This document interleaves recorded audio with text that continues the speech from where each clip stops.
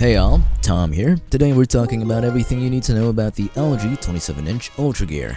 It's this model, the LG 27GS75Q-B. What a name. Now, do I think it's worth the price? We'll find out, but first, let's get into how the monitor actually performs. Now, this is a 27-inch monitor with a maximum resolution of 1440p or 2K. Do you want to know what I think? I think 1440p is the new 1080p, but that's just me. Now, that being said, 1440p at a 27-inch monitor should provide very great clarity, and I think 27 inches is the sweet spot for 2K to 4K.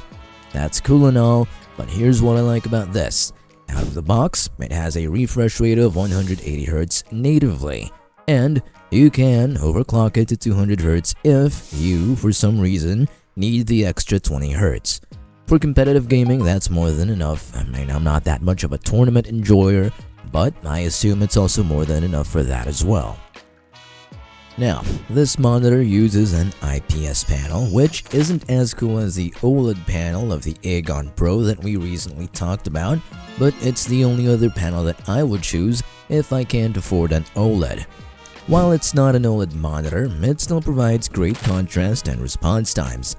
Now, this thing comes with NVIDIA G-Sync and AMD FreeSync compatibility, so it doesn't matter what kind of GPU you have. Screen tearing is not going to be an issue at all.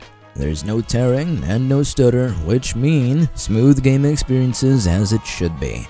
Now, you could use this monitor for whatever kind of console you have, but you'll only ever be able to reach as much as 120Hz at 2K. It's still pretty good, but you're going to be missing out on the extra refresh rate. It's, honestly, it's not that big of a deal though.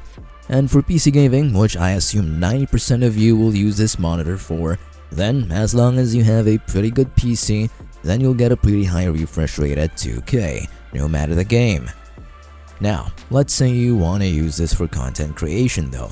I'd advise you to stick to a monitor which encompasses 100% or at least near 100% of the DCI-P3 color gamut.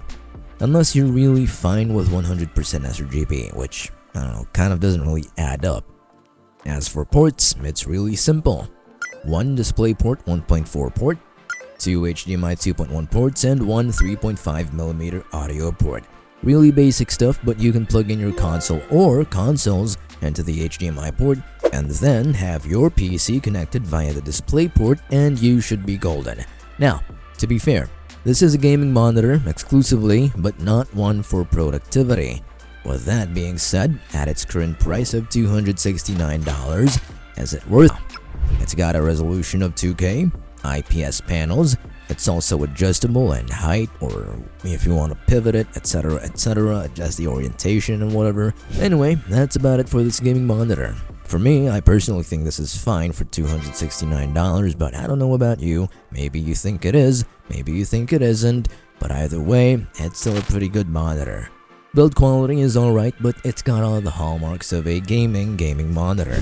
If you want to grab this, you can click on the link in the description below, or you can scan this QR code. Here's a tip.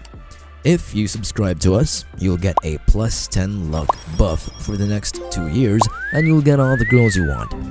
I'm just kidding, but please, sub. Help a brother out. Thanks for watching.